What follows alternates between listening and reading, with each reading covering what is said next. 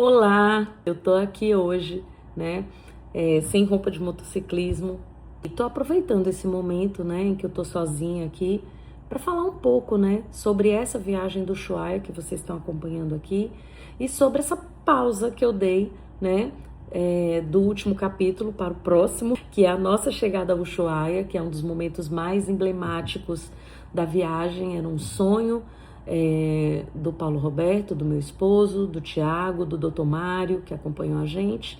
E nós mulheres, né, eu, Karine e Valdívia, fomos acompanhando essa trajetória e com um desafio a mais, né? Porque no meu caso foi a primeira viagem internacional grande que eu fiz de moto. Então o primeiro desafio veio da montagem da roupa, assim, o que eu levaria para essa viagem. Então esse, dentro dos planos de uma mulher, de uma garupa, esse é o primeiro pensamento. Então, antes disso eu entrei na musculação e fortaleci o meu corpo para passar por esse momento. Então, eu encarei os treinos como um preparatório para suportar 12 mil quilômetros em cima de uma moto. Não é pouca coisa, foram 21 dias de viagem, onde a gente estava, assim, no nosso limite, né? Então, todos os dias, imagina você percorrer mais de 700 quilômetros, teve dia que a gente percorreu 1.200 quilômetros, e pensando numa distância, né, entre cidades, é como se eu fosse todos os dias e fosse e voltasse para Fortaleza, por exemplo, em alguns dias, ou fosse e voltasse para São Luís, né, de Teresina a São Luís. Então, foi muito desgastante e no dia seguinte era tudo de novo. Então, esse preparo, né, espiritual, mental e físico é muito importante. Então, você que pensa em fazer uma longa viagem, a primeira coisa que você precisa fazer é fortalecer o seu corpo e a sua mente, né? Segundo, preparar todos os equipamentos, preparar a moto. A moto tem que estar com pneu novo, a moto tem que estar com a revisão garantida, porque é a sua segurança e a da sua garupa que está ali em jogo. E a segurança de terceiros também, né? Porque você pode provocar graves acidentes. Então, é muito importante que a gente se organize com antecedência. Planejar uma viagem de longa distância como essa do Ushuaia, ela requer muito planejamento, assim, de muito tempo. Então, essa viagem já era uma viagem que o Tiago vinha, né, sonhando e preparando, e ele é muito bom nisso, né, em planejar viagens, e ele organizou um roteiro, né, muito estruturado, com horários, com quilômetros, com plano A, plano B. Nós não fazíamos reservas de hotel, porque nós não sabíamos o que encontraríamos pela frente. Então é muito difícil você reservar um hotel e de repente você não conseguir chegar e você perde o valor da diária. Então a gente deixava para reservar, e eu era encarregada disso, né, dessa tarefa árdua, quando a gente estava próximo à cidade. O único hotel que a gente reservou com antecedência foi em Bariloche, porque nós já sabíamos que ficaríamos em Bariloche, mas é um hotel de amigos nossos, né? Então eu consegui fazer a reserva com antecedência pela procura, porque é uma cidade turística com muita demanda, e a gente reservou com antecedência, e que foi incrível, que é o Antucudin. Todos os outros nós reservamos na véspera, já prestes a chegar. Então, quando dava, por exemplo, a parada do almoço, eu começava a procurar os hotéis, porque a gente já tinha uma previsibilidade de onde iríamos parar, né? E isso tinha variáveis também, era de acordo com o cansaço, com o tempo, né? Então a gente tinha que seguir todo esse planejamento aí que não dá para fazer previamente. A outra coisa que a gente tem que se preocupar muito é com o que a gente vai levar, porque na moto a gente não tem muito espaço para levar. A gente tem 2 baús, nós tínhamos 2 malas estanque e tínhamos um baú traseiro. Então tem que caber tudo ali.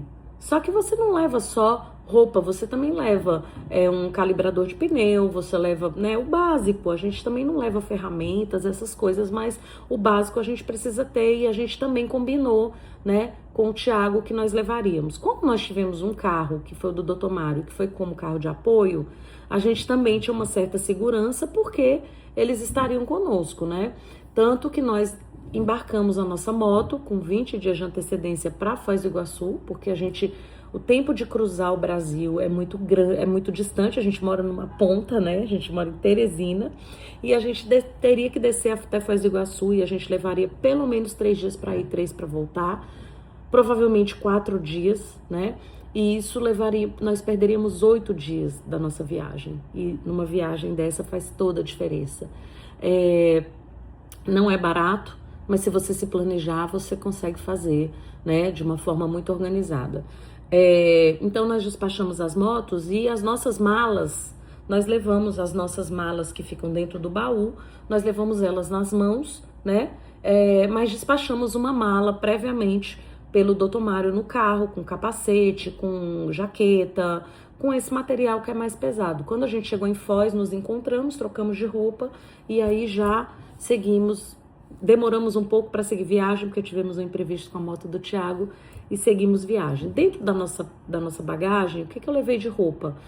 Eu levei roupa térmica, porque isso é muito importante, então você tem que ter uma roupa térmica. A gente comprou da Lupo, a linha Warm, que é uma linha para frio, né? Mas nós fomos no verão, a gente não precisou levar nada de frio extremo.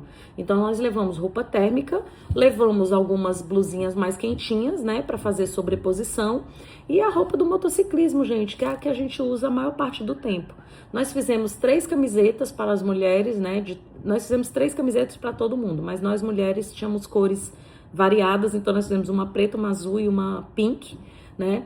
E nós mudávamos, né, as camisetas da nossa expedição e a gente ia com a mesma roupa e ia trocando e quando a gente parava em alguma cidade a gente procurava uma lavanderia ou máquina de lavar, né, Airbnb com máquina de lavar pra gente lavar nossa roupa. E deu muito certo. Todas as roupas que eu levei eu usei, depois eu vou fazer um post, eu vou fazer uma série, né, um vídeo colocando todas as coisas que eu levei nessa viagem, né, todas as roupas que eu levei. Como eu não tinha muita experiência, gente, eu fui da minha cabeça, assim, eu peguei coisas que eu tinha, né, e fui montando ali, então não esperem também algo muito profissional, algo, né, é o que eu tinha mesmo e eu só comprei a roupa térmica e fui e deu certo, tá? Não passei muito frio, a não ser quando a gente estava chegando em Comodoro Rivadavia, que nós pegamos um vento muito frio, porque nós viajamos à noite nesse dia. Lá anoitece, nessa época do ano, que é dezembro e janeiro, anoitece 10 horas da noite. Então, nesse dia, a gente foi para Pinguineira, e que foi um capítulo incrível, que já tá aqui no meu YouTube. E depois disso, da Pinguineira, nós seguimos viagem, e a cidade mais próxima era Comodoro Rivadavia, e ficava muito longe. Nós chegamos lá quase 1h da manhã e o frio tava cortante, assim. E a gente comprou luva de borracha, aquelas luvas de lavar banheiro, para colocar em cima da luva, né, para dar uma bloqueada no frio, assim como capa de chuva também. A gente colocava capa de chuva, né, de motociclista para poder bloquear o frio, né, já que elas são impermeáveis. E aí dá uma boa bloqueada, mas mesmo assim tava um frio insano. Balaclava também é bem importante, porque protege essa região, né? Eu não suporto balaclava, eu não suporto nada que fique me pressionando, então eu pegava o meu lenço, né? Eu colocava a minha touca de cabelo, que é aquele tubo, né? Que eu uso sempre, vocês vão me ver em várias fotos com ele, vídeos. Eu coloco o meu tubo e eu tenho um outro tubo que eu coloco no pescoço que eu puxo até aqui e aí fica como se fosse uma balaclava, me protege bem.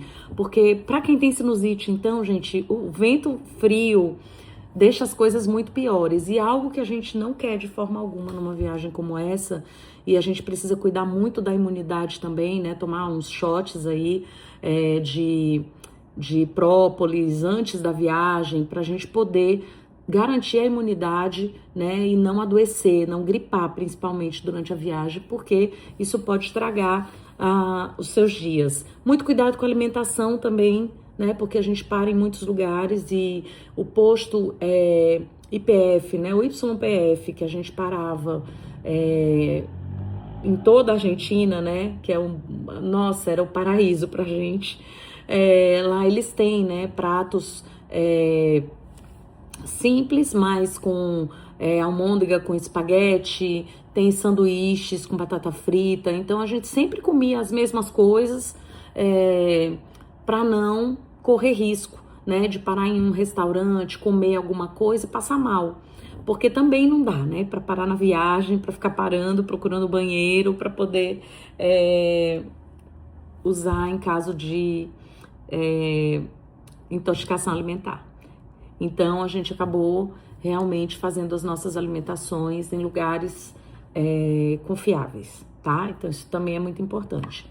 A dormida, como eu disse, a gente não planejava, né? A gente tinha os lugares, assim, onde a gente tinha em mente que dormiríamos e a gente já tinha mais ou menos um radar do que encontraríamos nessas cidades. Mas teve lugares, por exemplo, como Cerro Sombreiro, onde nós encontramos um lugar para dormir que foi uma grata surpresa, assim, era um container, mas é muito bacana o lugar, dentro ele tinha um conforto acústico e de aquecimento muito bom, e o restaurante delicioso, o quarto super gostoso, a gente conseguiu secador de cabelo, né, a senhorinha lá que nos atendeu, a dona Flor, era uma pessoa maravilhosa, assim, mas a gente parecia que estava num experimento científico, né? Então a gente sentiu, no primeiro momento, parecia muita novidade. Teve lugares que foram mais caros, porque a gente acabava chegando e estava muito cansado e não dava para seguir. E o único hotel que tinha era um hotel mais caro, tipo lá na cidade de La Esperança. A gente pegou um hotel que chamava La Esperança mesmo e que não foi barato, né? Mas era o que tinha e a gente acabou ficando. Então, essas viagens a gente também precisa se preparar financeiramente. Viajar com dinheiro contado? Dá. Tem gente que acampa, tem gente que fica em qualquer lugar, mas viajar com casal, né? Uma viagem que era uma viagem dos nossos sonhos, não dá para ser de qualquer jeito, né? Existe a viagem que você vai sozinho, você motociclista, vai sozinho, dorme onde for, em qualquer lugar. Com mulher é diferente. Então, se você quer agradar a sua garupa, se você quer pensar aí, né, em viajar com a sua garupa, planeje-se financeiramente, para não ficar em qualquer lugar e tornar a experiência tão ruim que a sua garupa desiste de andar com você. Eu acho que esse é um dos pontos, assim, que muita garupa desiste, porque o cara pensa que tá sozinho e faz tudo o que ele faz quando tá sozinho. E viajar de casal é diferente, tá? Não vou dizer que é melhor, que é pior, porque eu não sei como é a experiência de viajar sozinho, né? Eu nunca farei essa viagem sozinha, nunca farei nenhuma viagem sozinha, porque eu gosto de ser garupa. Muitas pessoas me perguntam, você pensa em pilotar? Você não quer pilotar? Não, não quero pilotar. Eu gosto de ser garupa. E por isso o nome desse canal, Olhar de Garupa. Porque é o meu olhar. Sou eu na garupa, olhando para tudo, filmando e trazendo o meu olhar da viagem, porque o olhar do garupa é diferente do olhar do motociclista. O motociclista, ele tá sempre olhando para frente, atento, ligado, e ele perde muita paisagem, ele perde muitos detalhes, muitas coisas o meu esposo só foi ver depois no vídeo, porque lá na hora eu estava olhando e ele não.